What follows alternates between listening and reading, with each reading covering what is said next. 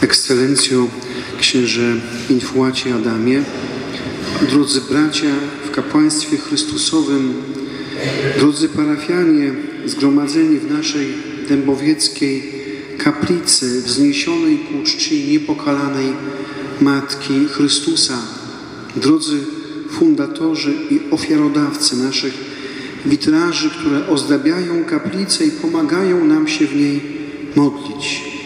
Bracia i siostry, przyszliśmy tutaj dzisiaj, by dziękować, a liturgia dzisiejsza, liturgia Słowa, podejmuje temat dziękczynienia.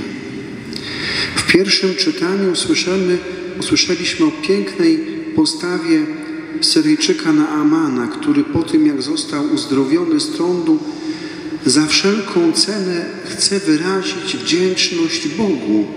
I to nie tylko jednorazowo, ale tę wdzięczność chce wyrażać przez całe swoje życie.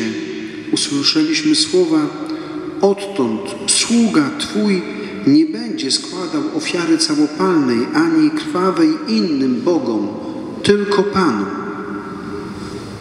Tylko Bogu należy się chwała. Ewangelia mówi nam o 10 uzdrowionych, z których tylko jeden przyszedł podziękować. Ufam, że w tym jednym jesteśmy dzisiaj my.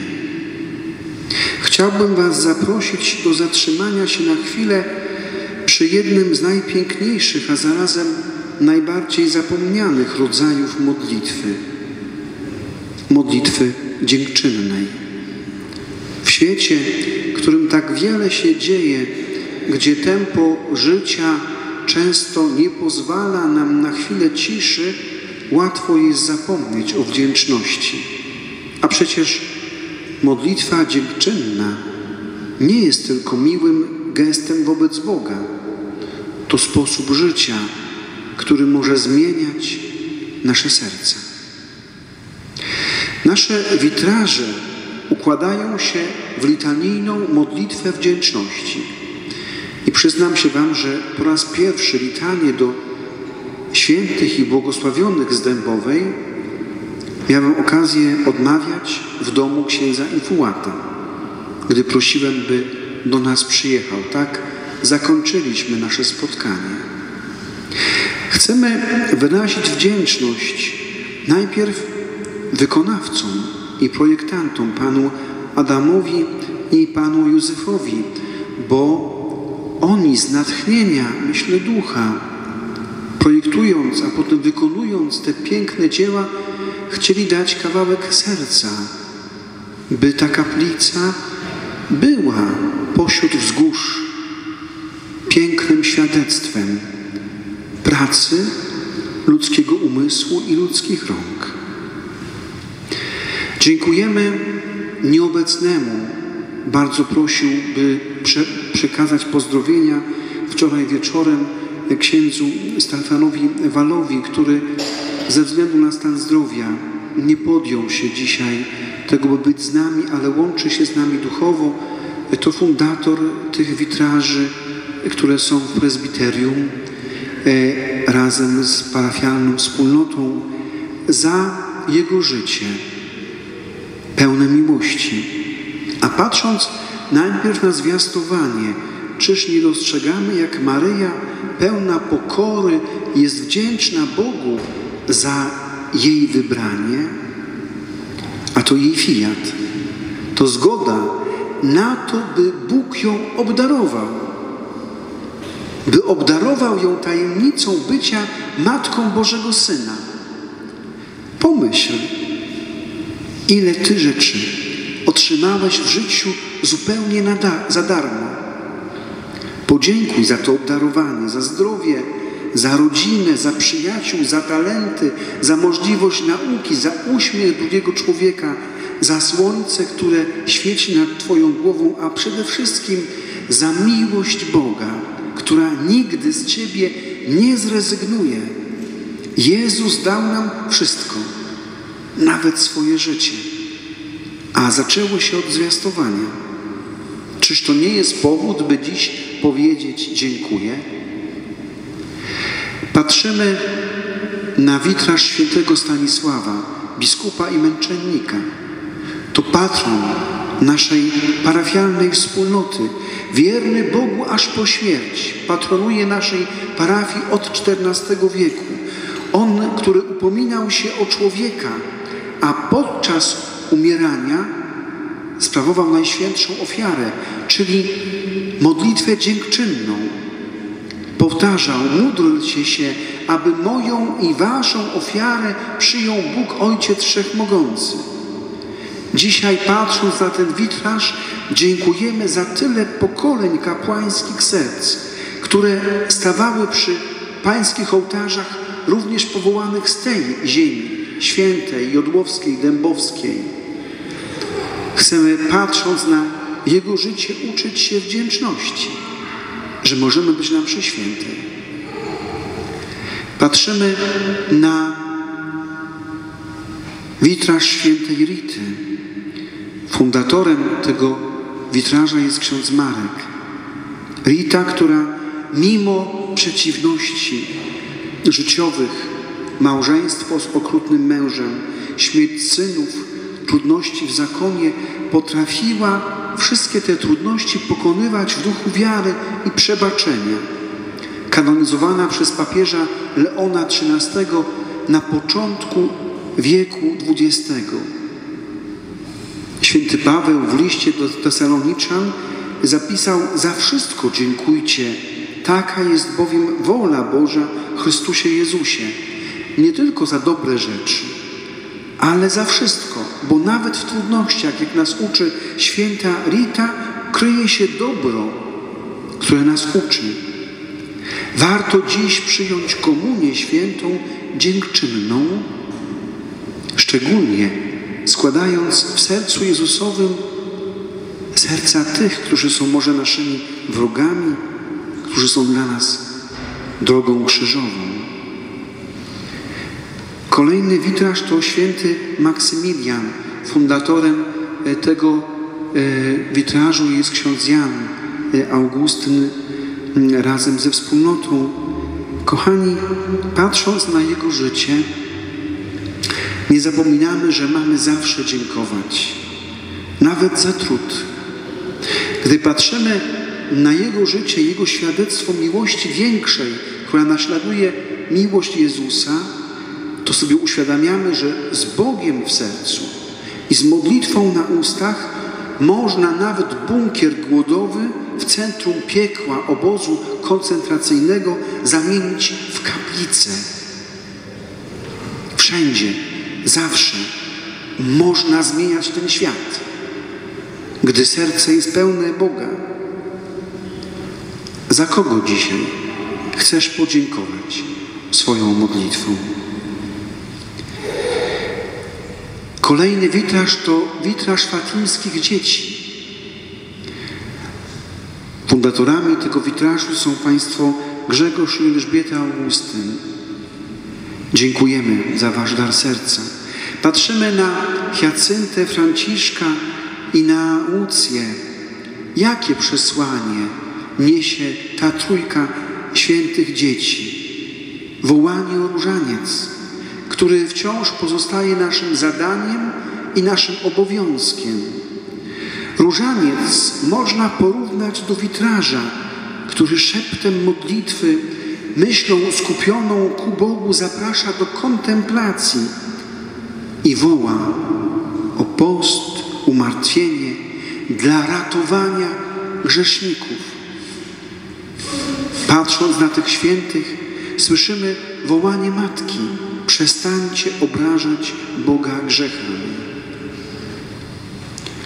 Kolejny witraż w tym kanonie naszych świętych witraży to błogosławiony ksiądz Jerzy Popiełuszko. Fundatorem tego witrażu jest pan Józef Siepiela. Ksiądz Jerzy, który całym sobą z różańcem w ręku wołał, by zło dobrem zwyciężać.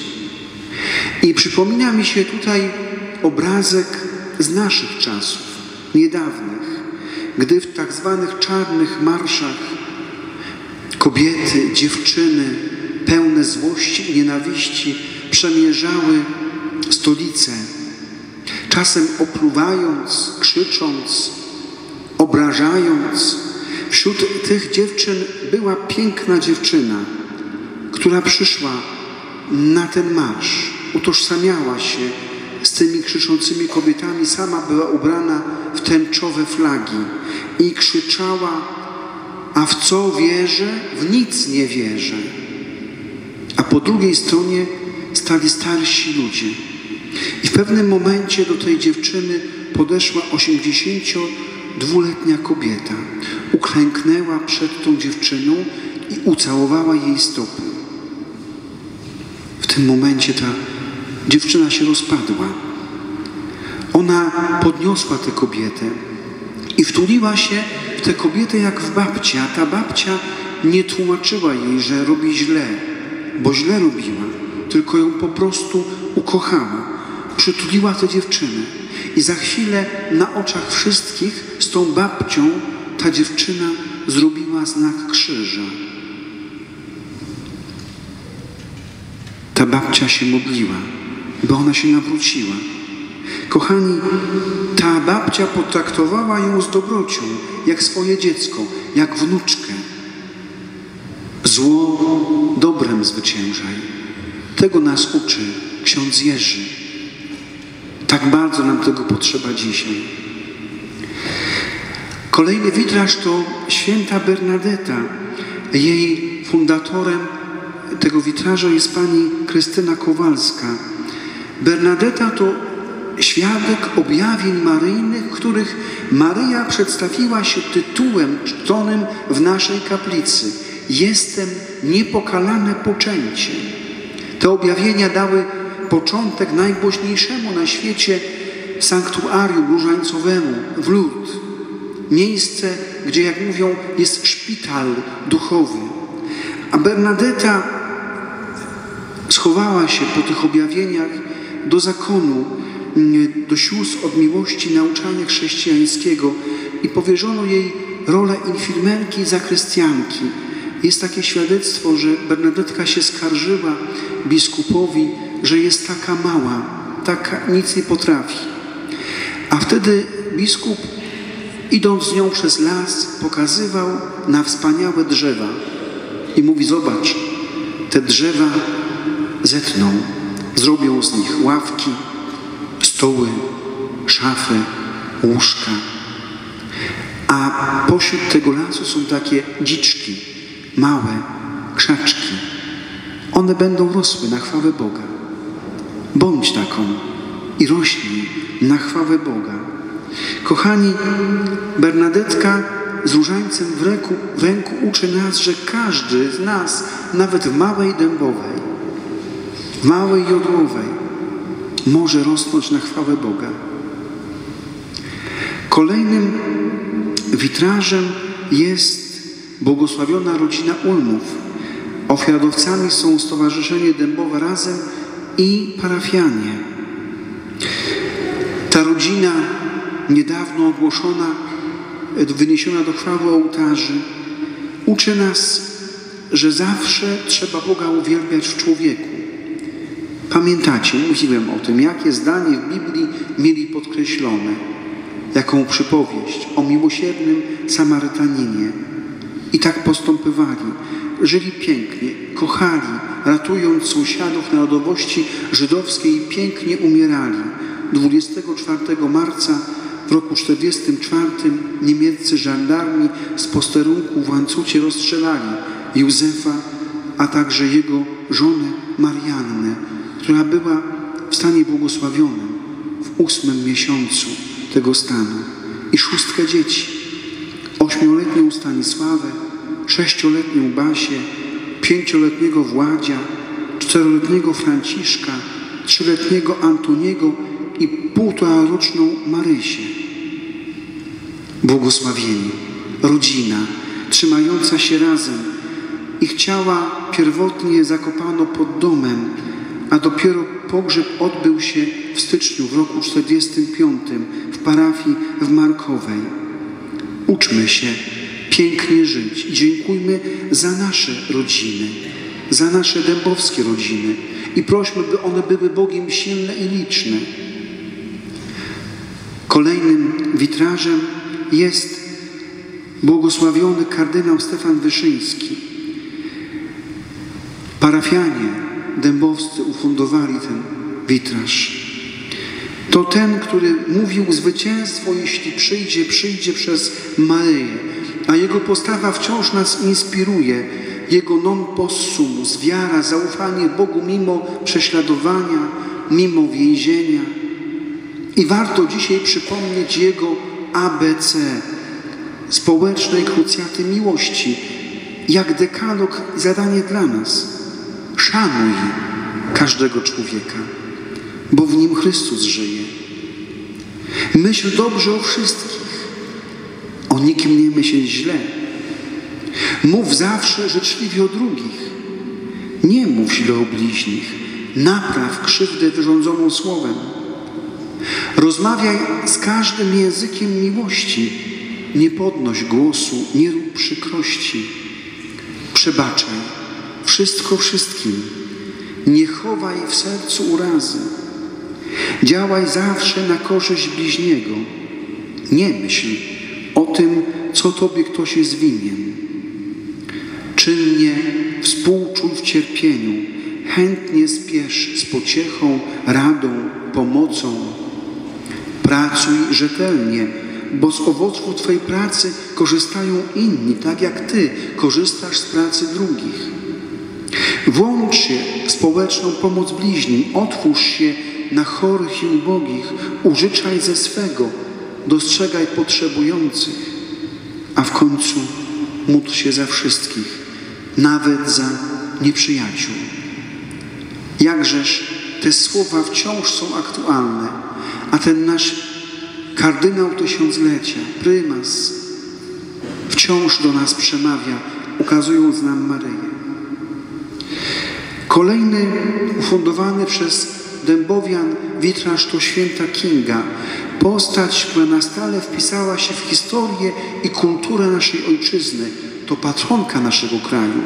Ona odegrała ogromną rolę nie tylko w dziejach religijnych Polski, ale też w polityce, w kulturze, a to w klasztorze, które ona ufundowała, po raz pierwszy śpiewano po polsku godzinki ku czci niepokalanego poczęcia Najświętszej Maryi Panny. Święta Kinga patronuje samorządowcom, górnikom, a legenda głosi, że widząc nędzę materialną mieszkańców Bochni, wskazała miejsce, gdzie ma się znajdować sól, i tak się rozpoczęła działalność bocheńskiej kopalni. Jej życie to cuda, nazywana była matką ubogich. Naśladujmy jej troskę o każdego człowieka. W końcu święty Jan Paweł II. Fundatorami tego witrażu są państwo Andrzej i Jadwiga Szpak. Święty Jan Paweł II. Do dzisiaj cała Polska na niego patrzy, bo trzeba patrzeć i zachwycać się tym świętym. Przed laty, idąc z Krościenka nad Dunajcem w stronę Trzech Koron, zobaczyłem krzyż. Chyba tam dalej stoi, nie sprawdzałem.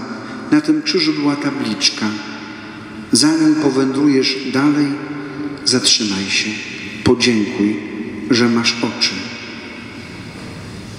Trzeba dziękować dzisiaj za to, że możemy patrzeć na te witraże, a przez nie kontemplować Boga, a równocześnie w tę myśl o wdzięcznym sercu niech się wpiszą słowa świętego papieża Jana Pawła II, wypowiedziany do nas jako ostatni na polskiej ziemi, nie jako testament. To on w sierpniu 2002 roku mówił tak: ojczyzno moja kochana, Polsko, Bóg Cię wywyższa i wyszczególnia, ale umiej być wdzięczna. Tymi słowami z dzienniczka siostry Faustyny pragnę Was pożegnać, drodzy bracia i siostry, moi rodacy. Wdzięczność. I tak prowadzi nas to wszystko do witraża z Bożym Narodzeniem.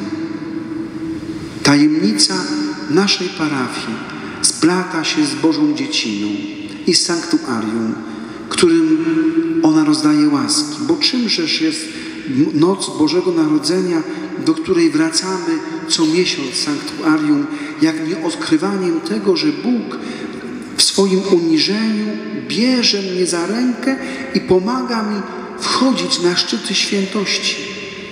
Słowo Boga w betlejemską noc stało się dzieckiem i weszło w sytuację zupełnej zależności od drugiego człowieka. Stwórca, który wszystko ma w swoich rękach, chciał się stać małym, potrzebującym naszej miłości. Bóg w nędzy dziecka, bez schronienia.